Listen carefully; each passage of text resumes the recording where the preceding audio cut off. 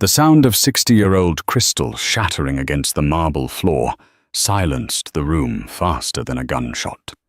20 of the city's most elite investors froze their champagne flutes, hovering halfway to their lips. In the center of the room, Richard Sterling stood over his trembling wife, his face twisted in a snarl that betrayed the polished veneer of the perfect CEO. He pointed a shaking finger at the door, his voice dripping with venom. "Get out! You are nothing but an embarrassment to this family. Leave now, and don't you dare look back." Sarah, tears streaming down her face, turned to flee, unaware that in exactly 3 minutes the doors would open again, and a man with enough power to buy Richard's entire life was about to change everything with 4 simple words. "She is my wife." The chandelier above the dining table at the Sterling estate was made of imported Austrian glass, casting a fractured, shimmering light over the guests below. It was beautiful cold and excessively expensive, much like everything else Richard Sterling owned, including, he often thought, the reputation he had built from scratch.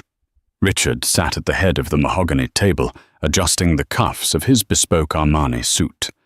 He was a handsome man, in a sharp, predatory way, with slicked-back dark hair and eyes that constantly scanned the room for weakness. Tonight was the most important night of his career. He was hosting the board members of Obsidian Global, a venture capital firm considering a $50 million injection into his tech startup Nexus. To his right sat Mr. Thomas Galloway, the gruff, no-nonsense chairman of Obsidian. To his left sat Jessica Vane. Jessica was officially Richard's chief marketing officer, but anyone with eyes could see she was much more. She wore a dress of crimson silk that clung to her figure like a second skin, her laugh a little too loud, her hand lingering a little too long on Richard's forearm.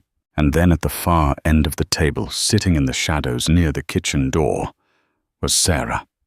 Sarah Sterling looked nothing like the woman Richard had married 4 years ago. The spark in her hazel eyes had been extinguished, replaced by a perpetual flinch, as if she were constantly anticipating a blow, either verbal or physical. She wore a simple faded navy dress that she had owned for years. Richard had forbidden her from buying anything new for this event, claiming that money was tight, despite the brand new Porsche parked in the driveway. "The market is shifting," Richard said, his voice smooth and commanding. He swirled his wine, a 1998 Cabernet that cost more than Sarah's father had made in a year. "Nexus isn't just adapting to the future. We are dictating it. That's why your investment is safe with us, Thomas." Mr. Galloway chewed his steak slowly, his eyes narrowing. "The numbers look good, Richard, but we invest in people as much as products. A man's home life tells you a lot about his discipline." Richard smiled tight. "I couldn't agree more." "Sarah," Galloway boomed, startling her, "you've been quiet.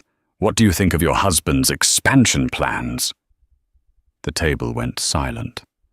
Sarah's hand trembled, her fork clattering softly against the china. She looked up, her eyes wide and terrified. She knew nothing of the expansion plans. Richard never spoke to her about work. He barely spoke to her at all unless it was to criticize her cooking or her appearance. Sarah stammered, her voice barely a whisper. "I believe Richard is very dedicated." Jessica let out a soft, cruel giggle, hiding it behind her napkin. "Oh, bless her heart. Sarah isn't really the business type, are you, sweetie? She's more of a homebody." "Jessica helps me with the strategy," Richard interjected quickly, shooting Sarah a look of pure ice. "Sarah manages the house. Though looking at the dust on the mantelpiece, we might need to reassess that department too." A few of the junior executives chuckled nervously. Sarah looked down at her lap, her face burning with shame. She wanted to scream. She wanted to tell them that there was no maid, that she cleaned this 6-bedroom mansion by herself every day, that she cooked the meals, ironed Richard's shirts, and nursed him through his hangovers, only to be treated like a parasitic growth. But she said nothing. She never did. The service staff began to clear the plates for the main course. Sarah stood up to help instinct taking over. "Sit down," Richard snapped. The volume of his voice made Mrs. Galloway jump. Richard cleared his throat, forcing a smile. "Sorry, I just mean, we have staff for that, Sarah. Stop acting like a servant. It's embarrassing." Sarah sank back into her chair, fighting back tears. "So," Jessica said, leaning forward, drawing the eyes of the men at the table. "Thomas, Richard and I were thinking of hosting the annual gala in Monaco this year. It would be a perfect statement for the brand." "Monaco." Galloway raised an eyebrow. "Ambitious." "We believe in ambition," Richard said, placing his hand over Jessica's on the table, right in front of everyone. It was a subtle gesture, but to Sarah it felt like a knife in the chest. They weren't even hiding it anymore. The waiter, a young man named Daniel, who had always been kind to Sarah, moved to pour wine into Jessica's glass. As he did, Jessica gestured wildly with her hand while telling a story. Her arm hit the bottle. Red wine cascaded across the white tablecloth, splashing onto Jessica's crimson dress and Richard's sleeve. "You idiot!" Richard roared, jumping up. But he wasn't looking at the waiter. He was looking at Sarah. "I didn't do it," Sarah whispered, shrinking back. "You bumped the table." Richard lied, his face reddening with a rage that had been simmering all evening. He needed a scapegoat. He needed to show these men he was in control, and blaming the staff was petty.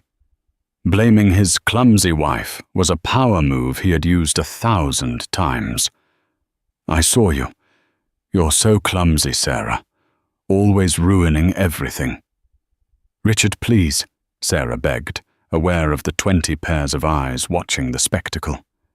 "It wasn't me." "Don't you dare lie to me." Richard grabbed his napkin and threw it onto his plate. The room was deadly silent. "I have tried, Sarah. I have tried to make you presentable. I have tried to drag you up to my level, but you are an anchor around my neck." "Richard, that's enough," Mr. Galloway said quietly, his expression unreadable. "No, it isn't. Thomas," Richard said breathless, his ego spiraling out of control. He felt the deal slipping. He felt the judgment. He needed to cut the dead weight. He needed to show Jessica and Galloway that he was ready for a new life. "She does this on purpose. She hates my success." He walked around the table, his heavy footsteps thudding on the floor. He grabbed Sarah by the arm, his grip bruising. "Richard, you're hurting me. I'm done hurting myself by keeping you around," he hissed. He hauled her up from the chair. "Get out!" "What?" Sarah gasped. Outside, the wind was howling. A severe thunderstorm had been battering the city for hours. "You heard me. Get out of my house. I want you gone. Tonight. Now." "But it's pouring," Sarah cried, panic rising in her chest. "I have nowhere to go. My family. I don't have anyone." "You should have thought of that before you decided to be a useless waste of space," Richard spat. He dragged her toward the heavy oak front doors. Jessica watched from the table, a smug, satisfied smirk playing on her red lips. She took a sip of her wine, unbothered. Richard threw the door open. The rain was coming down in sheets, a grey curtain of water. Thunder cracked overhead, shaking the windows. "Richard, please," Sarah screamed, clinging to the doorframe. "I have no money. I have no phone. Not my problem anymore," Richard said. With a violent shove, he pushed her out onto the wet stone steps. Sarah stumbled, the heel of her old shoe breaking, and she fell hard onto the abrasive concrete of the driveway, scraping her knees. The cold rain soaked her, instantly plastering her hair to her face. "And don't come back," Richard yelled over the roar of the wind. "I'll have the divorce papers sent to whatever gutter you end up in." He slammed the heavy door shut. The sound echoed like a final judgment. The lock clicked. Sarah lay on the driveway, the freezing rain mixing with the hot tears on her face. She was alone. She was broken. And inside the warm, golden-lit house, the man she had loved was laughing.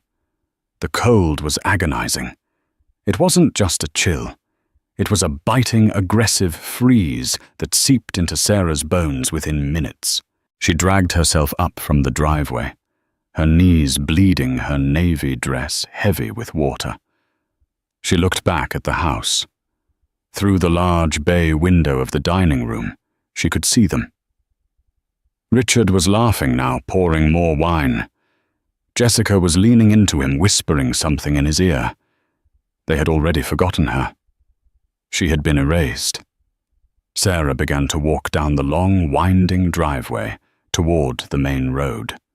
The Sterling estate was located in the hills of Kingswood, an exclusive gated community miles from the city centre. There were no buses here, no taxis roaming the streets, just high walls, security cameras, and iron gates designed to keep people like her out. She hugged her arms around her chest, shivering violently. Where do I go, she thought. Who do I have?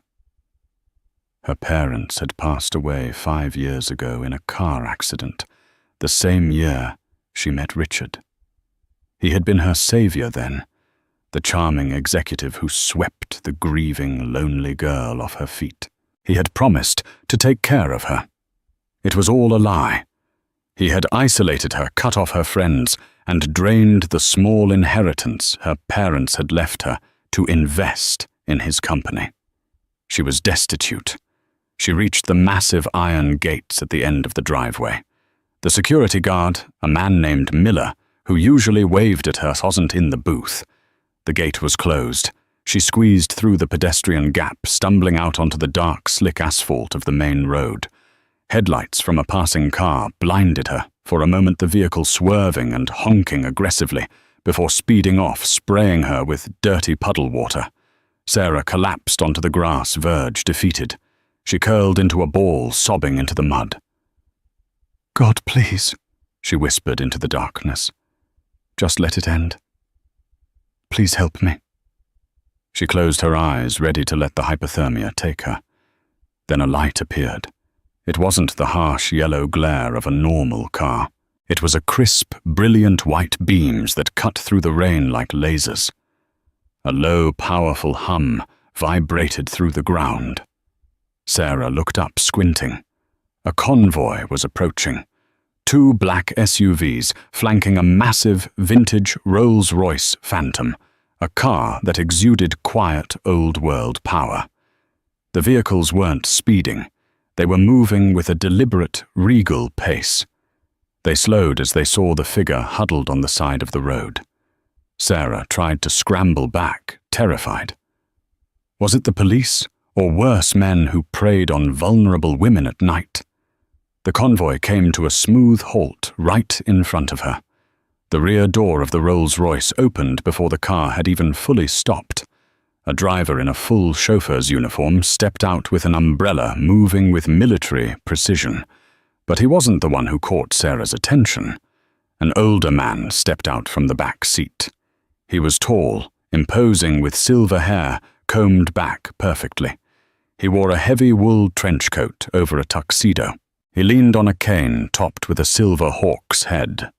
His face was lined with age, perhaps in his late 70s, but his eyes were sharp, piercing blue and alight with a terrifying intensity. He didn't look like a man who got out in the rain. He looked like a man who commanded the rain to stop. He walked straight towards Sarah, ignoring the chauffeur trying to hold the umbrella over him. He let the rain hit his expensive coat, his eyes locked on her face. "Sarah," the old man's voice rasped. It was a voice of gravel and authority, but it trembled slightly. Sarah looked up, shivering so hard her teeth chattered. Do I know you?" The old man's face crumbled for a split second, an expression of profound grief, before hardening into a mask of cold fury.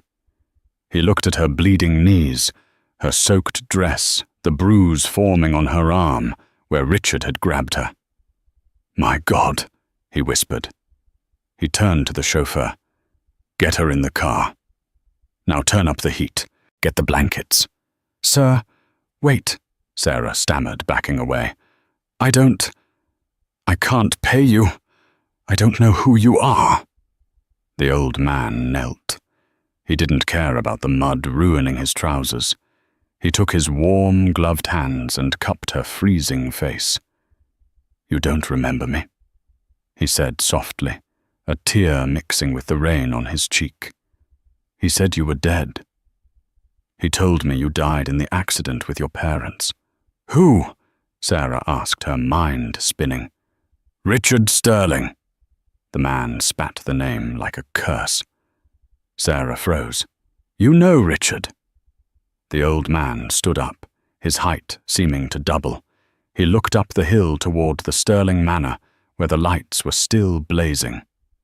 "I know him," the man said, his voice dropping to a dangerous low growl. "I know him as the man who has been cashing the checks I sent to his wife for 5 years. "Wife," Sarah whispered. I'm his wife." The old man looked down at her, and for the first time Sarah saw a resemblance, not in their faces, but in the feeling of connection, a pull she couldn't explain. "No, my dear," the old man said firmly. "You are not his wife. Richard Sterling is a fraud, and tonight he is going to learn that there are some people in this world you do not touch." He turned to the head of his security detail, a massive man with an earpiece. "James," the old man commanded. "Yes, Mr. Kensington. Open the gate," the old man said, pointing his cane at the Sterling driveway. "We are going to the party." "Sir," James hesitated. "This is private property. If we force entry—" The old man. Arthur Kensington, the billionaire patriarch of the Kensington dynasty, a man who owned half the steel mills in the country and buildings in every major city, smiled. It was a smile that promised violence. "I am Arthur Kensington," he said. "I am the law in this town. Break down the gate." He gently guided Sarah into the back of the Rolls-Royce, wrapping her in a cashmere blanket that smelled of cedar and safety. "Rest now, Sarah," he said, closing the door. "You've been lost a long time, but I've found you, and I am going to remind Mr. Sterling exactly who he stole from." The engines roared. The lead SUV rammed the iron gates of the community, snapping the lock like a twig. The convoy surged up the hill toward the house where Richard was raising a toast to his own success, unaware that the grim reaper of his career and his life was coming up the driveway in a Rolls-Royce. Inside the Sterling estate, the atmosphere had shifted from awkward tension to raucous celebration. With Sarah gone, the problem was removed. Richard Sterling felt a weight lift off his shoulders. He poured another glass of the 1998 Cabernet for Thomas Galloway, his hand steady, his smile charming. "You have to understand, Thomas," Richard said, leaning back in his chair, the picture of a relaxed alpha male. "Sarah, she has mental health issues, severe ones. I've tried to shield her from the public eye, but tonight was a breaking point. I couldn't let her disrespect you or the sanctity of this deal." Jessica Vane nodded enthusiastically, placing a manicured hand on Galloway's shoulder. Richard is a saint for putting up with it for so long. Most men would have institutionalized her years ago. She's unstable. Mr. Galloway swirled his wine, looking thoughtful. It was certainly a dramatic exit, he grunted. But if what you say is true, Richard, then you made a hard executive decision. We need a CEO who can cut loose dead weight. Exactly, Richard beamed. To Nexus, and to the 50 million. He raised his glass. The 20 guests raised theirs. The crystal chimed. Boom! The sound wasn't thunder. It was the front door of the mansion, solid oak, reinforced and triple-locked, being blown off its hinges.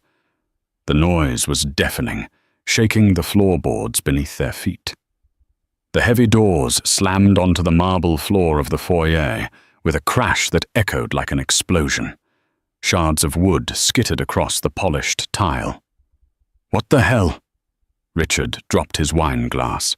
It shattered, staining the Persian rug blood red. Every guest jumped to their feet. Jessica screamed. "Call the police!" Richard yelled, his face turning pale. "We're being robbed. Someone get the security." But before anyone could reach for a phone, the heavy tread of boots filled the hallway. 4 men in tactical black suits, wearing earpieces and bearing the insignia of Kensington Private Security, marched into the dining room. They didn't hold weapons, but their sheer size and coordinated movement were more terrifying than guns. They fanned out, securing the room in seconds, blocking the exits. "Who are you?" Richard demanded, his voice cracking. "This is private property. I'll have you arrested." The security guards didn't answer. They simply stood like statues, staring straight ahead. Then the lead guard, James, stepped aside. "Clear," James said into his wrist mic. Through the broken doorway, the sound of a cane tapping against the marble floor grew louder. Tap, tap, tap. It was a slow, rhythmic sound that silenced the room completely. Arthur Kensington walked into the light of the chandelier. He was still wet from the rain, his silver hair plastered slightly to his forehead, his trench coat dripping. But he didn't look like a victim of the storm. He looked like the storm itself given human form. His blue eyes swept across the room, judging every soul at the table.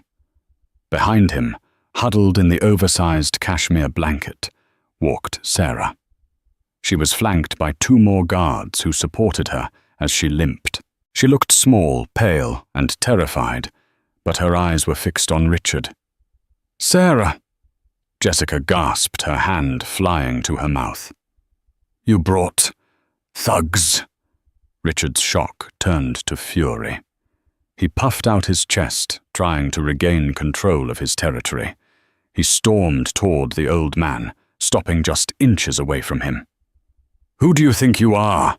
Richard spat, pointing a finger in Arthur's face. "Breaking into my house, dragging my mentally ill wife back here with these hired goons. I don't know who you are, old man, but you have made a grave mistake. I am Richard Sterling." Arthur Kensington looked at Richard's finger, then at Richard's face. He didn't blink. He didn't flinch. "And I," Arthur said, his voice filling the room with a terrifying calm, "am the man who owns the bank that holds the mortgage on this house. I am the man who owns the firm that insures your car. And I am the man who is about to ruin your entire existence." Mr. Galloway, the chairman of Obsidian, stood up slowly. His face had gone completely white. He dropped his napkin. Mr. Kensington," Galloway stammered. Richard whipped around. "You know this geriatric trespasser, Thomas." "Shut up, Richard." Galloway snapped panic in his voice. He rushed around the table, bowing his head slightly toward Arthur. "Mr. Kensington, sir, I had no idea. I mean, we are honored. I didn't know you were in the city." "Kensington," Jessica whispered, the colour draining from her face. "As in the Kensington Group." Richard froze. The name hit him like a physical blow. Arthur Kensington wasn't just wealthy. He was a titan. He was worth billions. He was the kind of money that didn't just buy companies. It bought countries. "Mr. Galloway," Arthur acknowledged him with a cold nod. "I see you are dining with a thief." "Thief?" Richard laughed nervously, trying to salvage the situation. "Now hold on. There's been a misunderstanding, sir. I assume you found Sarah on the road. As I told my guests, she is unwell. She wanders off. I was just about to go look for her." "Liar," Sarah said. Her voice was weak, but in the silence of the room, it was clear. "You threw me out. You said you never wanted to see me again." "She's hallucinating," Richard said, quickly, sweating now. "Honey, come here. Let's get you to bed." He reached for her. Arthur's cane moved in a blur. He slammed the heavy silver hawk's head down onto the table, shattering a porcelain serving platter. The violence of the strike made everyone jump. "Do not touch her," Arthur snarled. "She is my wife," Richard shouted, his desperation mounting. "I have the marriage certificate, I have the rights. You can be the King of England for all I care, but the law is the law. She is Mrs. Sarah Sterling, and she stays here." Arthur stepped forward, towering over Richard. The room held its breath. "You are right about one thing, Mr. Sterling," Arthur said softly. "The law is the law, and that is why you are going to prison." Arthur turned to face the stunned guests. He reached into the inside pocket of his wet coat and pulled out a leather-bound wallet. He opened it, revealing a photograph. It was an old photo, worn at the edges. It showed Arthur 20 years younger, standing next to a beautiful woman who looked exactly like Sarah. He held it up for the room to see. "You say she is your wife," Arthur said, his voice trembling with suppressed rage. "But you are wrong." He turned back to Richard, his eyes burning with a fire that could scorch the earth. "She is not your wife, Richard. She is my wife."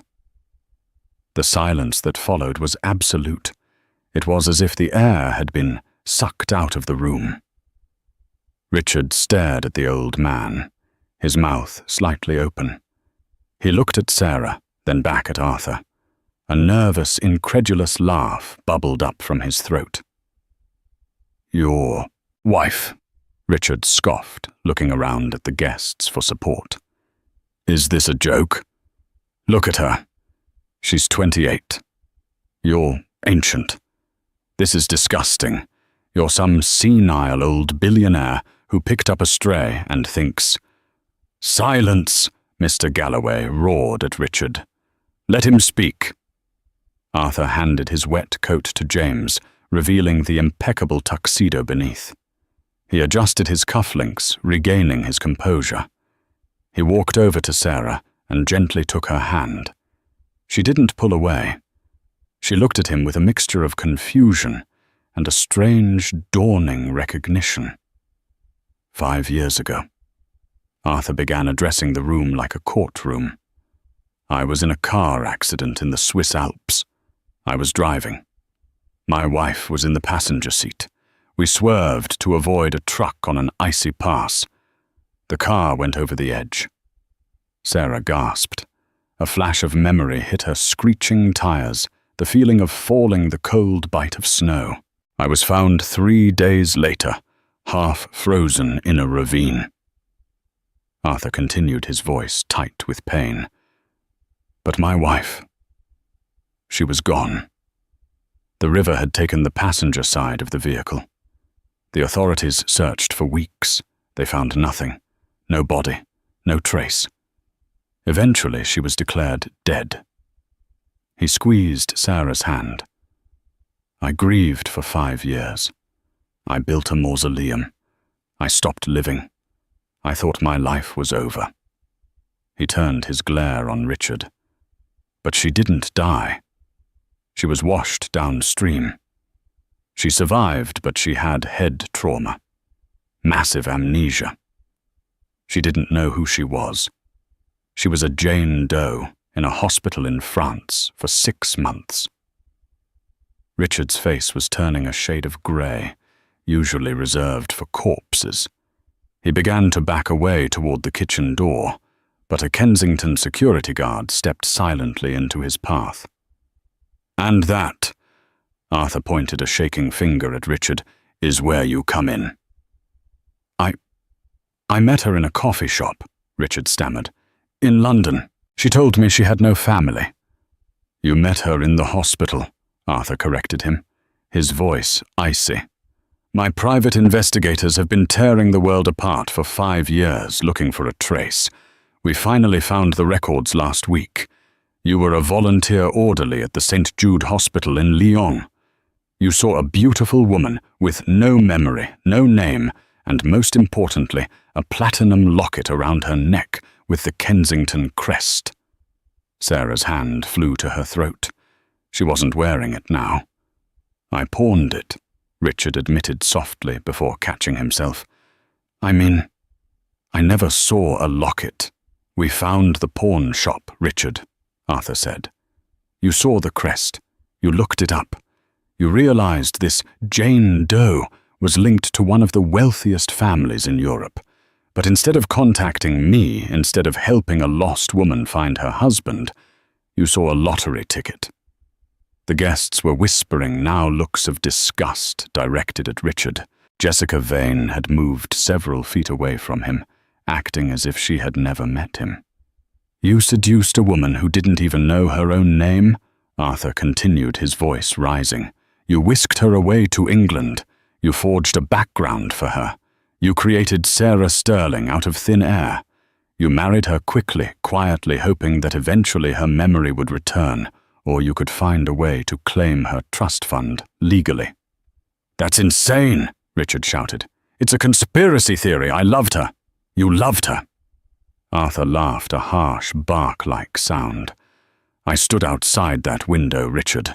I watched you throw her into the rain like garbage because she spilled some wine. You didn't love her. You kept her as a pet, a prisoner, waiting for the payout." Arthur turned to Sarah. He looked into her eyes with infinite tenderness. "Sarah isn't your name, my darling," he whispered. "Your name is Victoria Kensington. You are 32 years old. We were married in Vienna 6 years ago. You are an accomplished pianist. You speak 4 languages, and you are the love of my life." Sarah Victoria stared at him. The name Victoria echoed in her mind.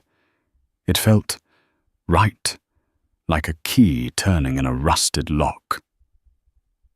"The piano," she whispered. She looked at the grand piano in the corner of the room covered in dust, because Richard hated music. "I always wanted to play, but he said I had no talent." "He lied to keep you small," Arthur said. "He needed you broken, so you wouldn't remember how strong you really are." Richard was panting now, trapped. "You can't prove any of this. It's her word against mine. She's my wife, by law." Arthur smiled. It was the smile of a predator who had already closed the trap. "Actually, Richard, that's the best part. Since Victoria was never declared legally dead in the UK, and our marriage was never annulled, your marriage to her is bigamy. It's void, null. It never happened." Arthur reached into his pocket and pulled out a folded document. "And this," he said, tossing it onto the table next to the spilled wine, "is the audit of your company Nexus." Mr. Galloway stepped forward to look at the document. "What is this? I had my team run a background check on you the moment I realized you had my wife," Arthur said to Richard. "It turns out being a fraud is a habit. You've been embezzling from your own investors for 3 years. You're not expanding, Richard. You're bankrupt. You needed Galloway's $50 million just to stay out of jail. Galloway snatched the paper, reading the figures rapidly. His face turned purple. You cooked the books. You lied to the board. Thomas, wait. I can explain, Richard begged, reaching out. Don't come near me, Galloway shouted. The deal is off. I'm calling the authorities. No need, Arthur said calmly. I already did. From the distance, the wail of sirens began to pierce the storm. Blue and red lights flashed against the rain-streaked windows, joining the lightning. Richard looked around the room. His empire was crumbling in real time. His investors were looking at him with hatred. His mistress was looking at the floor, and the wife he had abused was looking at him with a sudden clarity. Sarah Victoria stepped away from the guard. She walked up to Richard. She didn't look like a battered housewife anymore. She stood tall, channeling the strength of the woman she used to be. You told me I was nothing, she said, her voice steady. You told me I was lucky you picked me up from the gutter. Richard sneered, trying one last time to hurt her. You are nothing. You're a brain-damaged invalid. Without me, you'd be dead. Smack. The sound of her hand connecting with his cheek was louder than the thunder. It was a slap 5 years in the making. Richard stumbled back, holding his face in shock. My name is Victoria Kensington, she said, her eyes flashing fire. And I am done being your victim. Arthur stepped up beside her, offering his arm. Shall we go, my dear? He asked. I believe this house is about to become a crime scene, and I have a much nicer home waiting for you. It has a piano. Sarah looked at Richard one last time, seeing him for what he truly was, small, pathetic, and alone. She took Arthur's arm. Yes, she said. Let's go home. The grand oak doors of the Sterling estate, already battered by the Kensington security team, were thrown open once again. This time, it was not a savior entering, but the executioners of Richard Sterling's carefully constructed reality. 4 police officers, their rain-slicked uniforms reflecting the chandelier light, marched into the foyer. Behind them walked a detective in a trench coat, looking tired and unimpressed by the opulence around him. Richard Sterling, the detective announced, his voice flat. Richard was leaning against the dining table, hyperventilating. The guests had backed away to the walls, desperate to dissociate themselves from the man they had been toasting only minutes ago. Jessica Vane was frantically typing on her phone, likely deleting emails and text messages that could implicate her in Richard's embezzlement schemes. This is a mistake, Richard screamed, sweat beading on his forehead. He pointed a trembling hand at Arthur Kensington, who stood near the door, shielding Victoria from the draft. That man? That old lunatic broke into my house. He assaulted me. Arrest him. The detective didn't even look at Arthur. He walked straight up to Richard, pulling a pair of handcuffs from his belt. Richard Sterling, you are under arrest for corporate fraud, embezzlement, and... The detective paused, glancing at a note in his notebook. Kidnapping and identity theft. Kidnapping! Richard choked out a laugh, though his eyes were wild with terror. She's my wife. You can't kidnap your own wife. We have a statement from the French authorities regarding a missing persons case from 5 years ago, and a sworn affidavit from Mr. Arthur Kensington regarding the falsification of medical records, the detective said calmly. He spun Richard around. Hands behind your back. As the cold steel clicked around Richard's wrists, the reality finally hit him. The perfect CEO mask shattered completely. He wasn't a shark. He was a cornered rat. Jessica, Richard yelled, struggling against the officer's grip. Tell them I'm innocent. You signed the papers too. You knew about the offshore accounts." The room gasped.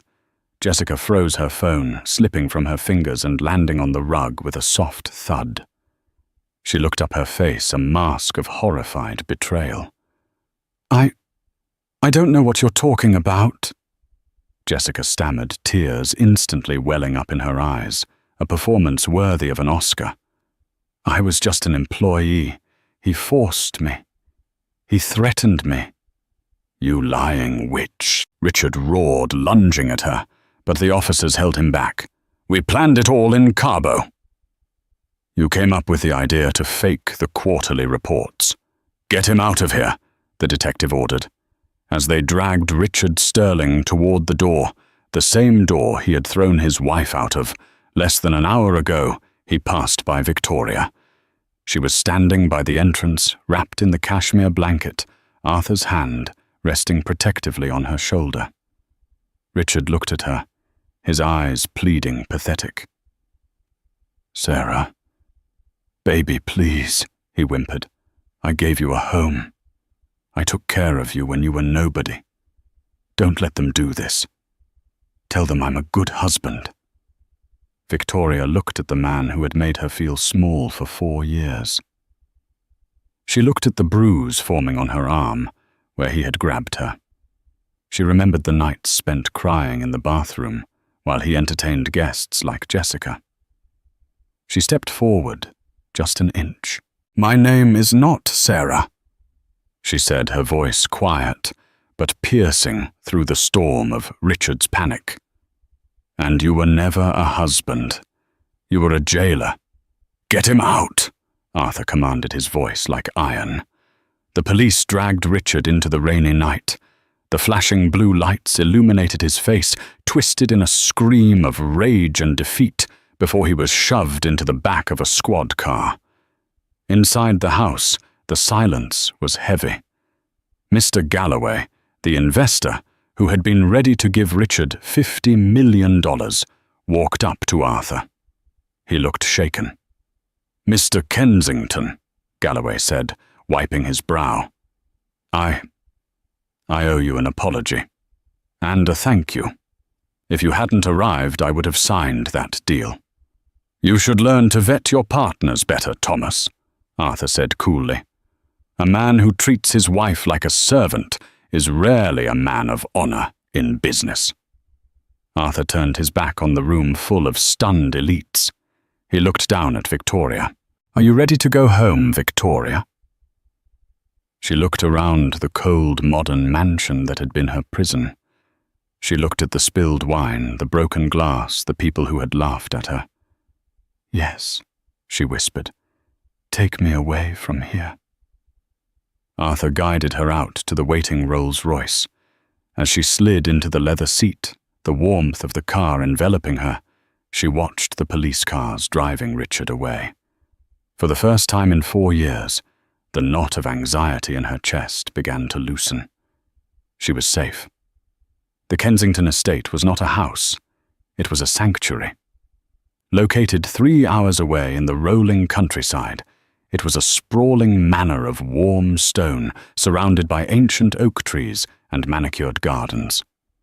Unlike Richard's cold glass and steel showpiece, this house breathed history and love. When the Rolls-Royce pulled up the gravel driveway the following morning, the staff were waiting outside. The housekeeper, a stout woman named Mrs. Higgins, burst into tears the moment she saw Victoria step out of the car. "Oh, my lady," Mrs. Higgins cried, rushing forward, but stopping just short of hugging her, unsure of the boundaries. We thought you were gone, forever." Victoria looked at the woman's tear-streaked face. A flicker of a memory sparked the smell of lavender detergent, a warm laugh in a kitchen. "Mrs. Higgins," Victoria tested the name on her tongue. The housekeeper sobbed openly. "Yes, ma'am." "Oh, praise be, she remembers." "Only fragments," Arthur said, gently placing a hand on Victoria's back. "She needs rest, lots of it. and no pressure. The next few weeks were a blur of recovery. Arthur hired the best neurologists in the country to visit the estate. They explained that her amnesia had been caused by the trauma of the crash, but her inability to recover her memories had been exacerbated by psychological conditioning. Richard had gaslit her so effectively, constantly rewriting her reality, that her brain had stopped trying to find the truth. But in the safety of the Kensington Manor, the fog began to lift. It happened in small moments. She would touch a velvet curtain and remember buying the fabric in Paris. She would smell the morning coffee and remember a cafe in Vienna. But the true breakthrough came on a Tuesday afternoon, 3 weeks after her rescue. Victoria was wandering through the west wing of the house, a quiet area filled with sunlight. She pushed open a set of double doors and found herself in a music room. In the center of the room stood a Steinway grand piano, its lid open. Dust motes danced in the light, falling across the ivory keys. Victoria walked toward it, her heart pounding. Richard had always told her she had no talent. He had forbidden her from humming, claiming it was annoying. "You have a screeching voice, Sarah," he would say. She sat on the bench. It felt familiar. The height was perfect. She reached out a trembling hand and pressed a single key. Middle C. The note rang out, pure and clear. Her fingers hovered over the keys. She didn't try to think. She just let her hands take over. Suddenly, a melody poured out of her. It wasn't a simple tune. It was Chopin's Nocturne in E-flat major. Her fingers flew across the keys with a dexterity and grace that shocked her.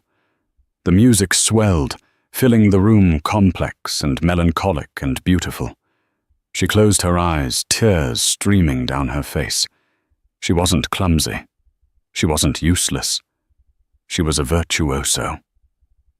When the final note faded, she heard a soft clapping from the doorway. She turned to see Arthur standing there, leaning on his cane, his eyes red-rimmed.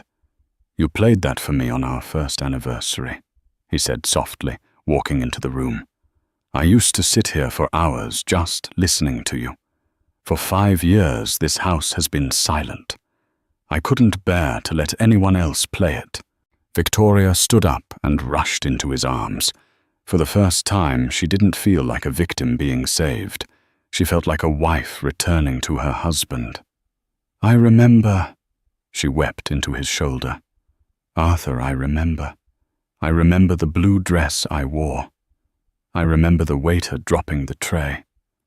I remember us." Arthur held her tight, burying his face in her hair. "Welcome back, my love." But the healing wasn't just about memories. It was about justice. A month later, a legal summons arrived. Richard Sterling's lawyers were attempting a Hail Mary. They were claiming that Arthur had kidnapped Sarah and brainwashed her. They were demanding she appear in court to testify at a preliminary hearing. "You don't have to do this," Arthur told her over breakfast, his face dark with worry. "I can have the lawyers handle it. You never have to see him again." Victoria set down her teacup. Her hand was steady. She looked different now. The faded navy dress was gone, replaced by a tailored emerald blouse that matched her eyes. Her hair was glossy and styled, but the biggest change was in her posture. She no longer hunched. "No," Victoria said firmly. "He spent 4 years silencing me. He doesn't get to silence me now. I want him to see me. I want him to see exactly who he messed with." The courthouse was besieged by reporters. The story of the resurrected heiress and the fraudulent CEO had captivated the nation. Cameras flashed as the black Rolls-Royce pulled up to the curb. Arthur stepped out first, extending his hand. Victoria emerged. She wore a suit of sharp crimson red, a deliberate choice. It was the color of the dress Jessica Vane had worn the night Richard threw her out. But on Victoria, it didn't look cheap or flashy. It looked like armor. She walked up the steps with her head high, ignoring the questions shouted by the press. Inside the courtroom, Richard Sterling was sitting at the defendant's table. He looked terrible. He had lost weight, his skin was sallow, and his expensive suit hung loosely on his frame. When he saw Victoria enter, he straightened up, a flicker of his old arrogance returning. He expected the timid, flinching Sarah. When Victoria walked past him, she didn't even blink. She sat in the witness box, took the oath, and looked straight at the jury. The defense attorney, a slimy man named Mr. Klein, tried to rattle her. "Mrs. Sterling," Klein began, "my name is Mrs. Kensington." Victoria corrected him, her voice ringing off the walls. "I do not answer to the name Sterling."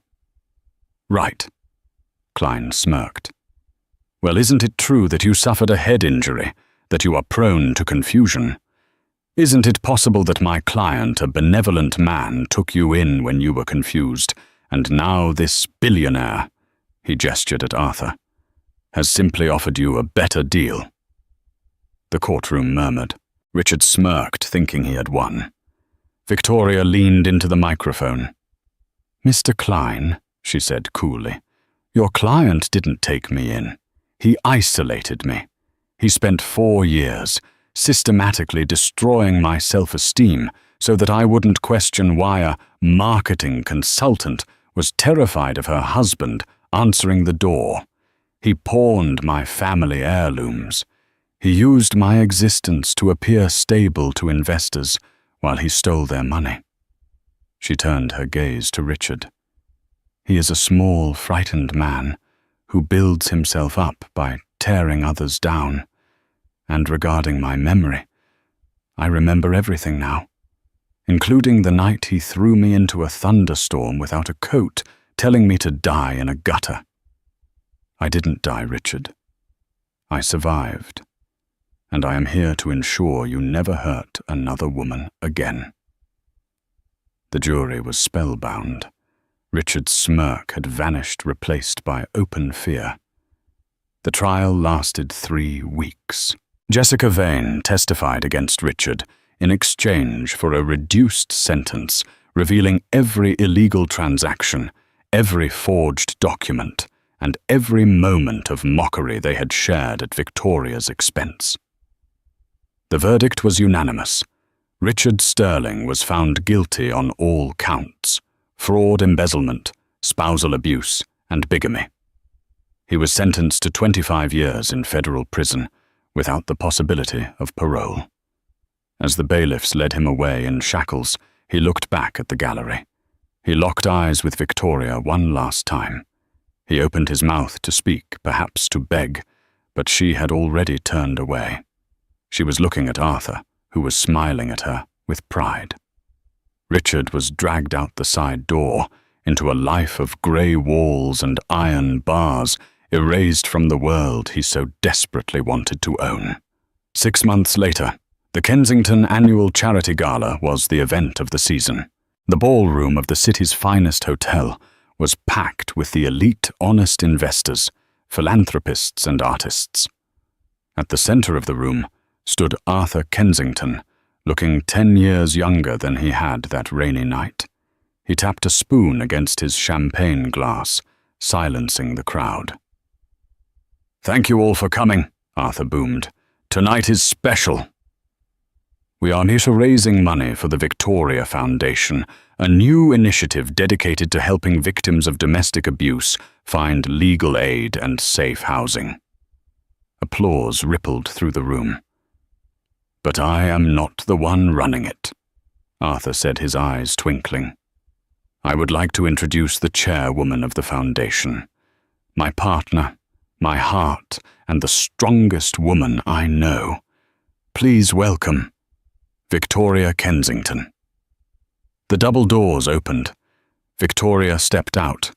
She wore a gown of shimmering gold, radiant and powerful.